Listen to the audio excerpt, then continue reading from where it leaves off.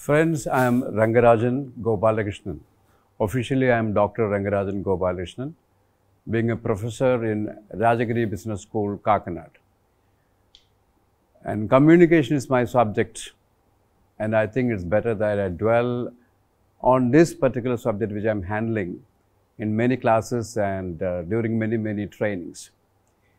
We know that currently we are living in a world where we separate our lives between online activity and offline activity. Because of this indulgence in online and offline activity, which we can't avoid, communication has undergone a lot of change. Means it is a linguistic revolution that we are facing right now, which means that it also has its bearing on the time factor. When you don't have time, how you condense and how you condense the contents. That's what you do. And then you move on. So it was Francis Bacon who said in the second half of 16th century or maybe in the early half of the 17th century that he said that reading maketh a fool man, conference a ready man, and writing an exact man. Nowadays we know that there is nothing called writing. Writing has given way to typing, and now we know that the keyboard is mightier than the pen. Earlier we used to say that the pen is mightier than the sword, but now it is the keyboard which is mightier than the sword itself, and then mightier than the pen itself, in the sense that we keep on typing.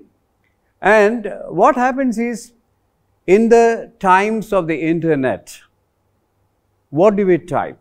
We type messages, and the SMS seems to rule our daily communication activities. And we are all maybe slaves of a device which we carry on our person. We keep on typing. We keep on typing and messaging, and then during that time we do a lot of linguistic exercises, in the sense that we use a lot of alpha numerals, meaning that if you want to say good night, you just write G and 8, or if you want to say before, you do B and 4, and you use the numerals and make the language look like algebra when you are really texting to somebody.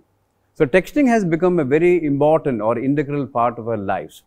And it has caused a lot of contributions to the English language, and people keep on altering that and doing a lot of research on that. People also abbreviate. Instead of saying laughing out loudly, you say LOL. That's why I told you it has got its connection with time also. We don't have time to even to articulate a full sentence even while you are typing, because you know that when you are sending a message, the screen can afford to have only something like 40 characters, and the first casualty is what? Your grammar and also your spelling.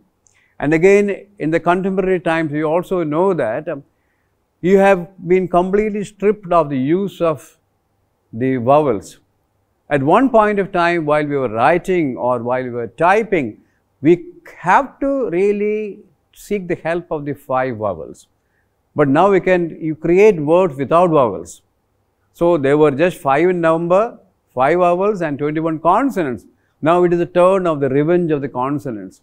The consonants are 21 in number. They say that, why now we vowels, you don't have any time now for us, and now we don't want you at all. And now the vowels are actually pushed to the background, and instead of that we have got some figures or some numbers. That's what we have. And then we also abbreviate. We start abbreviating, and instead of saying I don't know, you say IDK. And again you also have maybe usages like HAND, and HAND is nothing but have a nice day. So if you show your hand, it has got so many meanings. Now when you look at your mobile phone or any device or any tablet or your laptop, you find that there are so many characters which are there. It is as if you have gone back to the times of hieroglyphics when you did a lot of picture writing. You got smileys, you got emoticons, and now Currently, you know that emojis have taken a big stride into the communication era. Emojis and how they substitute words. And you don't even require a language now. And with that, you communicate, even you write poetry. I still remember reading a text when Blake wrote this poem, Tiger, Tiger, Burning Bright. Instead of the alphabet or the words tiger, tiger, burning bright, you got pictures of tiger, tiger, and then a lamb and burning bright. So it communicates, it goes beyond any language. So you're able to understand and maybe assimilate maybe the language differences, and you are able to follow a text with pictures.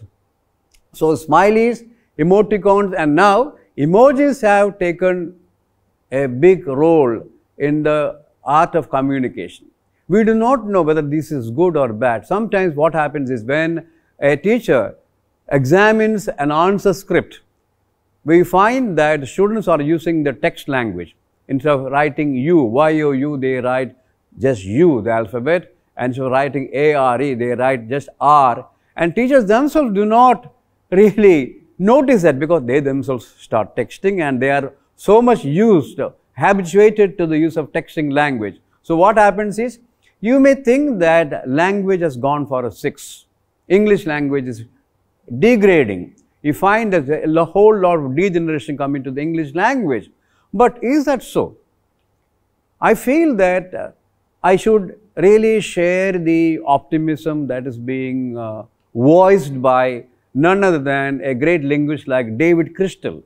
David Crystal has said that this kind of texting language, it has a very, very positive effect.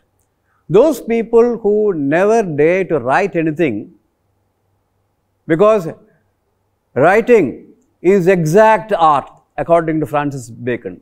People did not dare to write because they felt that sentence structuring would invite grammatical errors and spelling errors. But now nobody accuses you. Those people who are very literate, they can write good English, they can write without any grammar mistake, they can write without any spelling errors, but you know that you compromise for taking away some of the grammatical components of a sentence just to communicate. Those people who know the English language. Similarly, those people who know the spelling also, they take away some of the maybe cardinal alphabet there and then still communicate.